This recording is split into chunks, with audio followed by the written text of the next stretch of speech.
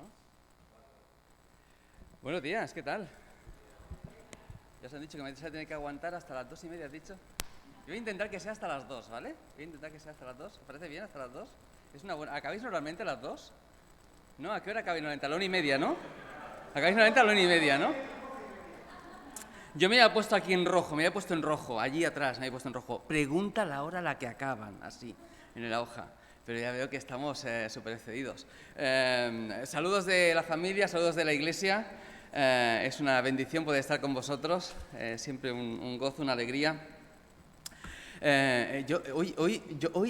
Hoy, esta tarde iba a hacer 100 sentadillas de pie, pero ya me las ahorro, ¿vale? Porque ya las he hecho esta mañana con la escuela dominical, ha sido fantástico. Además, habéis esperado muchas cosas fantásticas y de verdad que los niños lo han hecho genial. Y de hecho han compartido una parte de algo que quería decir yo y lo han hecho muy bien. Entonces digo, pues yo ya casi que podría ahorrarme decir lo que quería decir, pero puesto que sois amables y vais a aguantar estoicamente un ratito, yo también compartiría algo de lo que Dios ha puesto en mi corazón. Y me gustaría que me acompañarais a la lectura de un texto que está en el libro de Deuteronomio. Nos han dado una introducción interesante acerca del libro de Éxodo. Nosotros nos vamos al libro de Deuteronomio, allí en las llanuras de Moab, antes de entrar a la tierra prometida, y esos discursos maravillosos de Moisés a su pueblo. Y ahí encontramos en el capítulo 8 este texto sobre el que me gustaría que pudiéramos meditar en esta mañana. Un texto que tiene, 3.400 años y que hoy nos va a hablar a nosotros. Dice lo siguiente, capítulo 8 y versículo 1, leeremos hasta el capítulo 9 y versículo 5. Dice lo siguiente: cuidaréis de poner por obra todo mandamiento que yo os ordeno hoy, para que viváis y seáis multiplicados y entréis y poseáis la tierra que Jehová prometió con juramento a vuestros padres. Y te acordarás de todo el camino por donde te ha traído Jehová tu Dios estos 40 años en el desierto, para afligirte, para probarte y para saber lo que había en tu corazón, si habías de guardar o no sus mandamientos. Y te afligió y te hizo tener hambre, y te sustentó con maná, comida que no conocías tú, ni tus padres la habían conocido, para hacerte saber que no solo de pan vivirá el hombre, mas de todo lo que sale de la boca de Dios vivirá el hombre. Tu vestido nunca se envejeció sobre ti, ni el pie se te ha hinchado en estos 40 años. Reconoce a sí mismo en tu corazón que como castiga el hombre a su hijo, así Jehová tu Dios te castiga. Guardarás pues los mandamientos del Señor tu Dios, andando en sus caminos y temiéndole, porque el Señor tu Dios te introduce en la buena tierra, tierra de arroyos, de aguas, de fuentes y de manantiales, que brotan en vegas y montes, tierra de trigo y cebada, de vides, higueras y granados, tierra de olivos, de aceite y de miel, tierra en la cual no comerás el pan con escasez, ni te faltará nada de ella, tierra cuyas piedras son hierro y de cuyos montes sacarás cobre. Y comerás, y te saciarás, y bendecirás al Señor tu Dios por la buena tierra que te habrá dado. Cuídate de no olvidarte del Señor tu Dios para cumplir sus mandamientos, sus decretos y sus estatutos que yo te ordeno hoy. No suceda que comas y te sacies y edifiques casas buenas en que habites, y tus vacas y tus ovejas se aumenten, y la plata y el oro se te multipliquen, y todo lo que tuvieres se aumente, y se enorgullezca tu corazón. Y te olvides del Señor tu Dios, que te sacó de la tierra de Egipto, de casa de servidumbre, que te hizo caminar por un desierto grande y espantoso, lleno de serpientes ardientes y de escorpiones y de sed, donde no había agua, y Él te sacó agua de la roca del pedernal. Que te sustentó con maná en el desierto, comida que tus padres no habían conocido, afligiéndote y probándote, para a la postre hacerte bien. Y digas en tu corazón: mi poder y la fuerza de mi mano me han traído esta riqueza. Sino, acuérdate del Señor tu Dios, porque Él te da el poder para hacer las riquezas, a fin de confirmar su pacto que juró a tus padres, como en este día. Mas, si llegares a olvidarte del Señor tu Dios, y anduvieres en pos de dioses ajenos, y les sirvieres, y a ellos te inclinares, yo lo afirmo hoy contra vosotros, que de cierto pereceréis. Como las naciones que el Señor destruirá delante de vosotros, así pereceréis por cuanto no habréis atendido a la voz del Señor vuestro Dios. Oye Israel, tú vas hoy a pasar el Jordán para entrar a desposeer a naciones más numerosas y poderosas que tú, ciudades grandes y amuralladas hasta el cielo. Un pueblo grande y alto, hijos de los anaceos, de los cuales tienes tú conocimiento y has oído decir, ¿quién se sostendrá delante de los hijos de Anac? Entiende pues hoy que es el Señor tu Dios el que pasa delante de ti como fuego consumidor, que los destruirá y humillará delante de ti, y tú los echarás y los destruirás enseguida, como el Señor te ha dicho. No pienses en tu corazón cuando el Señor tu Dios los haya echado de delante de ti, diciendo, por mi justicia me ha traído el Señor a poseer esta tierra. Pues por la impiedad de estas naciones el Señor las arroja de delante de ti. No por tu justicia ni por la rectitud de tu corazón entras a poseer la tierra de ellos, sino por la impiedad de estas naciones el Señor tu Dios las arroja de delante de ti. Y para confirmar la palabra que el Señor juró a tus padres Abraham, Isaac y Jacob. Abraham, Isaac y Jacob. Es un texto absolutamente impactante, increíble. Es un momento histórico muy relevante para la historia del pueblo de Dios.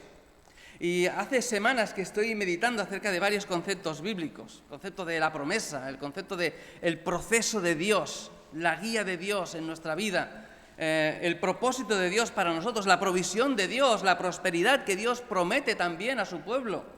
Aunque no somos de la teología de la prosperidad, ¿verdad? Pero Dios quiere bendecirnos. Dios está a nuestro lado. Y a lo largo de las Escrituras estas ideas se repiten una y otra vez. Y a lo largo de la historia de Israel, lo habéis visto porque lo han explicado los chicos y las chicas de la escuela dominical, cómo una y otra vez el pueblo de Dios se olvida de Dios, se aparta de Dios y Dios los vuelve a restaurar y les vuelve a prometer que está con ellos y que quiere bendecirles y que quiere llevarles a un lugar maravilloso. Y sabemos, porque hemos leído el Nuevo Testamento, que en realidad la tierra prometida no es más que un tipo, es un tipo, un ejemplo acerca de lo que realmente significa, que no es otra cosa que la vida eterna. Eso es lo que nos dirá el escritor de la carta a los Hebreos. El reposo no era la tierra, porque si hubiese sido la tierra no habría un reposo para nosotros, dirá aquel escritor, ¿verdad? Sabemos que eso apunta a una realidad más importante, que es el propósito de Dios de salvarnos, de estar con nosotros por la eternidad, la vida eterna, la salvación.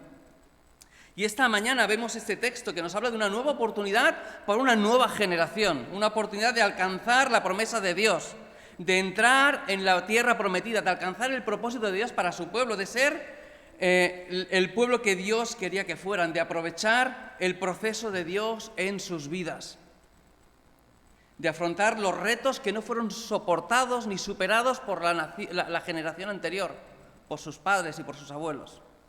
Están ellos otra vez allí. 40 años antes, muchos de los que están aquí en el capítulo 8 habían estado presentes. Tenían menos de 20 años en aquella época. Y otros muchísimos ya no estaban. Quedaban 3. Moisés, Josué y Caleb, ¿verdad? Ellos sí estaban presentes.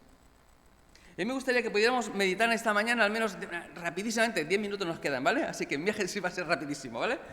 Acerca del concepto de la promesa de Dios, acerca del concepto del proceso de Dios y también el tema de los retos que Dios, los obstáculos que a veces se nos presentan delante para cumplir esos propósitos, ¿no? Y me gusta pensar que la promesa de Dios es algo que se da en el pasado, pero que apunta al futuro.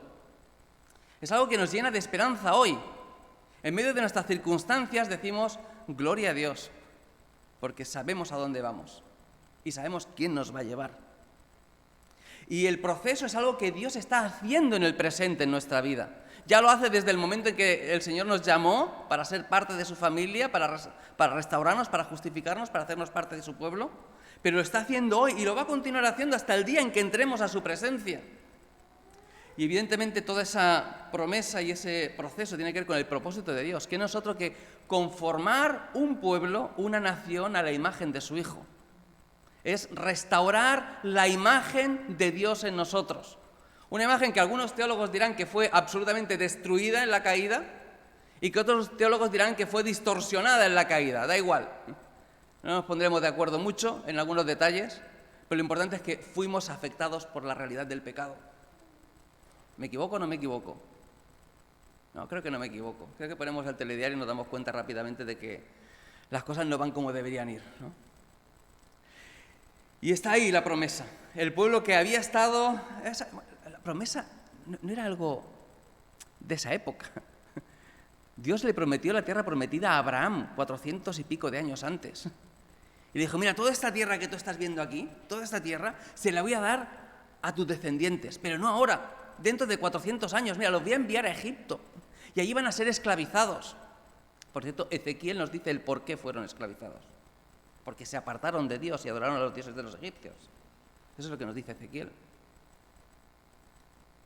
Que no fue algo injusto. No, es que se lo ganaron a pulso. Pero es que serían esclavizados y que Dios los sacaría de allí. Y Dios, como nos han explicado en Éxodo, ¿verdad?, salió a su presencia. Cuando ellos clamaron a Dios, Dios miró a su pueblo y los reconoció. Es que hasta entonces no los había reconocido, ¿sabes? Están tan diferentes. Pero cuando empezaron a clamar por salvación a Dios, Dios los miró y los reconoció y dijo, wow. Y fue a su encuentro y los sacó con mano poderosa de Egipto y los llevó a ese lugar. Y fíjate, a lo largo de todo este capítulo, ve tantas veces como está diciendo, hoy, Dios os ha traído hoy, aquí, hoy. También nos ha traído a nosotros hoy. Y hay promesas de Dios que quiero que sepas que no son automáticas. Hay promesas de Dios que sí que son automáticas, pero hay promesas de Dios que no son automáticas. ¿Sabes? No. Hay promesas que sí. Por ejemplo, todos los creyentes, todos nosotros, somos salvos, ¿sí o no? ¿Todos hemos sido justificados, sí o no? ¿Todos tenemos al Espíritu Santo, sí o no? Es que si no tenemos al Espíritu Santo no somos creyentes, no somos salvos. ¿Todos vamos a llegar a la eternidad, sí o no? Todos. ¿Todos hemos sido regenerados? Todos. ¿Todos tenemos una relación personal con Dios? Todos. ¿La misma? No. No, porque hay creyentes que llevan 50 años en la iglesia y repitiendo P3 desde hace 50 años. Esto es así. Y hay gente que en 3 meses ha sacado el doctorado. Esto es así. Y hay gente que no hace falta ir a un seminario ni hacer un máster. No. Conocen perfectamente a Dios, personalmente, y lo viven fielmente. Estamos llamados a tener una fe viva. Estamos llamados a tener una relación auténtica con Dios. Y hay promesas de Dios que se cumplen de manera automática en todos los creyentes, pero hay otras promesas que no. Hay promesas para las cuales Dios necesitamos trabajar nosotros también para poder alcanzarlas. Hay realidades en las que tenemos que darlo todo si queremos alcanzarlas. Y la pregunta es si confiamos en las promesas de Dios o no. Si descansamos en las promesas de Dios o no, si descansamos en el poder de Dios o no, si estamos dispuestos a dar los pasos de fe que son necesarios. Fíjate la promesa tremenda, dice, estos mandamientos que Dios ha dado, ¿no son un capricho? Los mandamientos de Dios no son un capricho, son la extensión de la naturaleza de Dios, son la expresión de cómo es Dios, pero tienen un propósito maravilloso, que es darnos vida. Es darnos vida para que viváis, para que seáis multiplicados, para que Dios os bendiga, para que entréis y poseáis la tierra que el Señor, vuestro Dios, os prometió. Esto no va de la tierra solo, ¿eh? Esto no va solo de la tierra. ¿Cuántas cosas Dios está dispuesto a dar en nuestra vida, a darnos a nosotros, y no las alcanzamos por nuestra falta de fe y de confianza en Dios? ¿Cuántas veces eso ocurre así? Y para que eso ocurra, para que podamos alcanzarlo, Dios trabaja en nuestra vida. En este pasaje vemos el proceso de Dios. Dios los llevó a un desierto. Me encanta cuando hablamos, decimos, ¿qué es lo que Dios ha hecho en tu vida? Nos encanta decir, Dios nos salvó de Egipto. Dios perdonó nuestros pecados. Dios ha cambiado mi vida, ¿no? Vemos aquellas parodias de Lelutier sobre una secta, ¿no? Yo antes era un infeliz, pero el Señor vino a mí. ¿Y es verdad? Eso no es verdad. Nos encanta hablar de lo bueno que Dios ha hecho, pero claro, el tema del proceso que Dios ha hecho para conformar a su Hijo en nosotros, eso no nos gusta tanto. Queridos, vivimos en una sociedad, en una época en la que los miembros de las iglesias no soportan el proceso de Dios. Llámale la atención a un creyente sobre un aspecto en el cual esté fallándole a Dios, que pueda mejorar de Dios, y a los 2 días está en otra iglesia, porque no soportan el proceso. Están en una iglesia y te dicen, oye, es que yo me cambio de esta iglesia, me voy de esta iglesia porque no aguanto a fulanito, y se van a otra iglesia porque no aguantan a fulanito. ¿Eso pasa o no pasa? Escucha, pasa. Pero ¿sabes el problema? Es que seguramente Dios está trabajando en tu vida a través de ese tipo al que tú no aguantas. Ese creyente que te cae mal, con el que no te hablas, es el que Dios está utilizando para crear en ti la paciencia, para probar tu amor, para hacerte crecer en confianza y en descansar en la gracia y la fidelidad de Dios, en aprender a amar a tus enemigos, como Jesús los ama. Porque esa persona a la que tú no aguantas, por esa persona murió Jesús. Pero no aguantamos. Estamos en una época en la que nos gusta estar en una iglesia que nos sirva, más que una iglesia en la que servir. El proceso de crecimiento cuesta mucho. Somos hijos de nuestra época, ¿sabéis? Nosotros vivimos en la era de la información. No es lo mismo información que conocimiento, y no es lo mismo conocimiento que sabiduría, ¿lo sabes? ¿Tú quieres saber cualquier cosa del mundo? Tienes Google, te lo dice Google. ¿Apretas? ¡Pum! Lo que tú quieras saber lo tienes. Tienes toda la información a tu alcance. Pero que tengas toda la información a tu alcance no significa que esa información forme parte de ti. Tú no tienes el conocimiento. Sabes apretar botones. ¿Sabes? Se ha eliminado en la enseñanza y en nuestra vida el tiempo de meditación, de reflexión profunda acerca de las verdades de la vida. Tú puedes saber cualquier cosa, la tienes al alcance y no tienes memoria. Tú antes te acordabas, yo me acordaba de todos los teléfonos de mi familia y de mis amigos de memoria. Aún me acuerdo del teléfono de gente que estudió conmigo en EGB y tengo 49 y dejé de estudiar con 13, hasta que volví al seminario. Yo todavía me acuerdo del teléfono de gente que conocía con 10 años. Pero no me preguntes el teléfono de gente a la que conozco y con la que me relaciono hoy, porque no me acuerdo, porque lo tengo en la memoria del móvil. Ese conocimiento no está en mí. Y la información que tenemos de Dios tiene que convertirse en conocimiento de Dios, no solamente intelectual, sino experimental.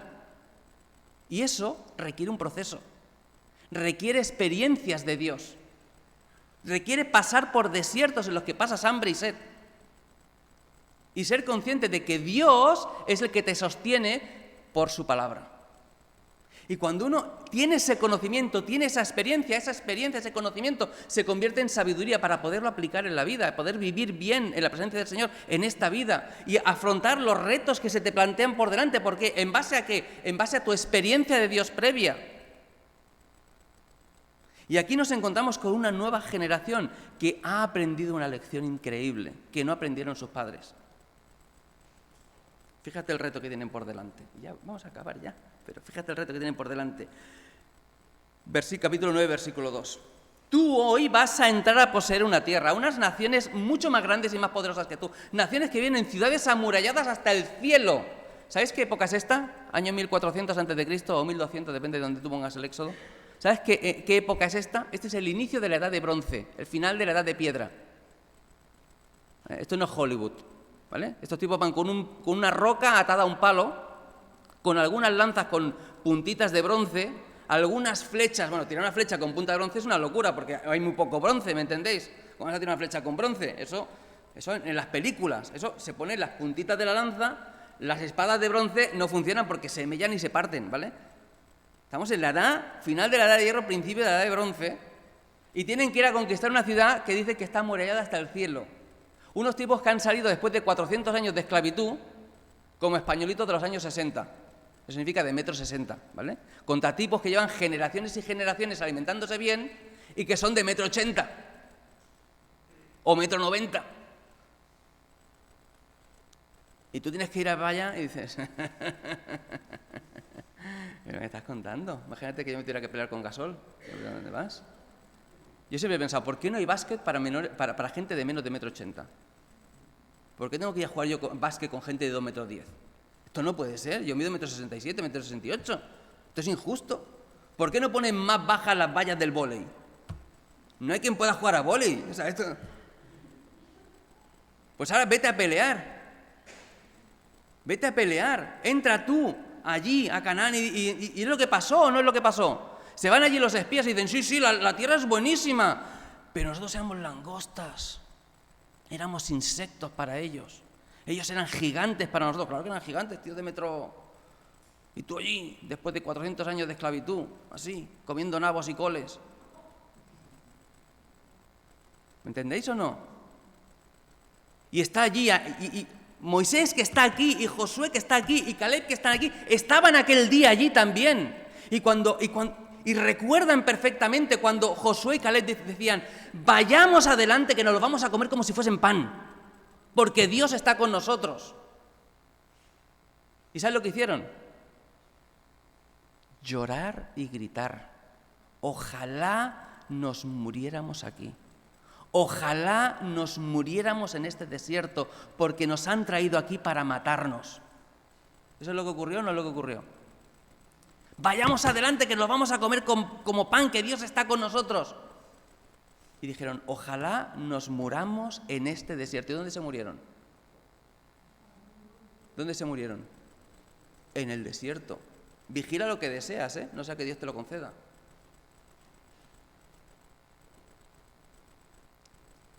Pero Dios empezó un proceso con esta generación, con la siguiente generación, para prepararles, para que supiesen que Dios es el que les sostiene, aún en medio de un desierto lleno de alacranes y de serpientes. Aún en medio de un desierto donde no hay nada que cultivar, Dios les iba a proveer maná. Y esta generación que tenían 15, 16, 14, cuando vieron los grandes milagros de Dios en Egipto, estos en medio del desierto decían, pero Dios no nos prometió la tierra prometida. ¿Sí? ¿Y cómo es que estamos aquí, papá? ¿Cómo es que estamos aquí, mamá?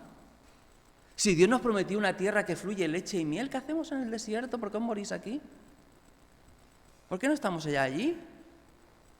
¿Y sabes lo que le respondían? ¿Quién podrá enfrentarse a los hijos de Anac? ¿Quién puede estar de pie delante de ellos? ¿Quién puede vencerles? ¿Quién? ¿Quién puede? Dios puede. Pero necesitaban saberlo. Necesitaban creerlo. Necesitaban pasar por un proceso en el que supiesen que Dios iba a estar con ellos hasta el fin del mundo. Que de verdad iban a entrar allí y iban a desposeerles de todo lo que tenían.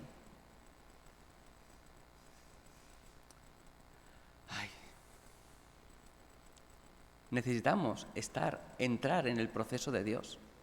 Necesitamos dejar que Dios trabaje en nuestras vidas. Necesitamos tener experiencia real de Dios, no solamente información acerca de Dios. Y que esa experiencia real de Dios nos permita afrontar nuestras batallas. El mensaje del Evangelio no es un mensaje simplista, ¿sabes? Hay cosas que a mí me van a costar un montón que a ti no te cuestan nada. Por ejemplo, no beber Coca-Cola. ¿Quién no bebe nunca Coca-Cola aquí? ¿Ves? Yo bebo 2 litros al día. Entonces, si tú me dijeras a mí, Samuel, tienes que dejar de beber Coca-Cola, a mí, yo digo, ¿quién podrá enfrentarse a los hijos de Anac? ¿Cómo es posible que eso ocurra? Pero hay gente que es súper sencillo. Ahora igual resulta que tú tienes otra debilidad que no tengo yo, que te envía al desierto una y otra vez, a la que no te enfrentas, porque crees que es imposible. Hay gente, yo conozco muchos creyentes que dicen, yo soy así. Dios me hizo así. No, chaval, no. Escucha. No. Y si te hizo así, no te hizo para que te quedaras así. ¿Vale? Porque su propósito es conformar a su Hijo Jesús en ti. Su propósito es restaurar la imagen y semejanza de Dios en ti. Su propósito es que reflejes cómo es Dios en el mundo, que seas sal y luz en el mundo, que seas la expresión más perfecta posible de Cristo mismo en este mundo. Eso es lo que Dios quiere de ti. Y en esta mañana me gustaría que pudiéramos reflexionar acerca de eso. ¿Qué cosas en tu vida piensas que son imposibles?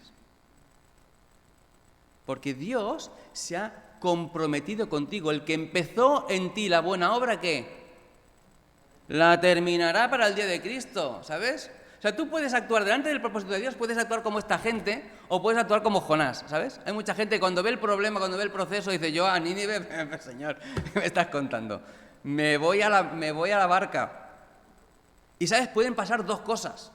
Cuando uno huye del proceso de Dios, pueden pasar dos cosas. Te voy a explicar qué dos cosas te pueden pasar. La primera es que Dios esté empeñado contigo. Y te puedo asegurar que Dios está empeñado contigo. Porque fíjate lo que dice aquí. Dice, reconoce en tu corazón, capítulo 8, versículo 5, que como castiga el hombre a su hijo, así el Señor tu Dios te castiga. Es que, ¿sabes qué? Que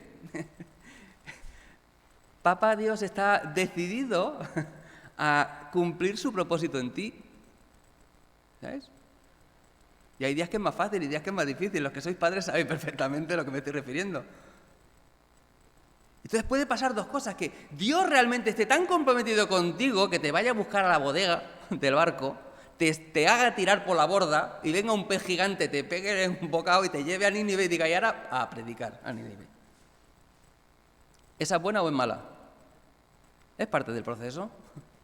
La segunda es peor, que es que te salgas con la tuya y acabes muerto en el desierto. Esa es la segunda. Que te salgas con la tuya y acabes muerto en el desierto. Que acabes alejado del propósito de Dios para tu vida. Que en lugar de hacer, como dice este pasaje, y comerás y te saciarás y bendecirás a Dios por la buena tierra que te habrá dado, estés en medio del desierto diciendo, vaya vida. ¿Sabéis? No todos llegaron a la tierra prometida, ya desde el principio. ¿Sabéis uno de los personajes que más me llama la atención respecto de la tierra de Canaán? ¿Sabéis cuál es uno de los personajes que más me llama la atención de todo el Antiguo Testamento respecto a la tierra de Canaán? Se llama Taré. ¿Sabéis quién era Taré? ¿Sabéis quién era Taré? ¿Habéis la escuela dominical? ¿Quién era Taré? El padre de Abraham, el padre de Abraham. ¿Y el padre de Abraham, sabéis dónde estaba? Con Abraham. Cuando Dios llamó a Abraham, oye, sal de tu tierra y de tu parentela y vente a la tierra que te voy a mostrar. ¿Sabes quién se fue con Abraham? Taré se fue con Abraham. Él también se fue a Canaán. Pero dice la palabra de Dios que entonces un día llegaron a la tierra de Harán, con H y con acento, no como mi nombre que es sin H y sin acento, ¿vale? Llegan a Harán y entonces en Harán plantaron las tiendas. En Harán, a medio camino. ¿Sabes cuántos años tenía Taré cuando murió? 205 años.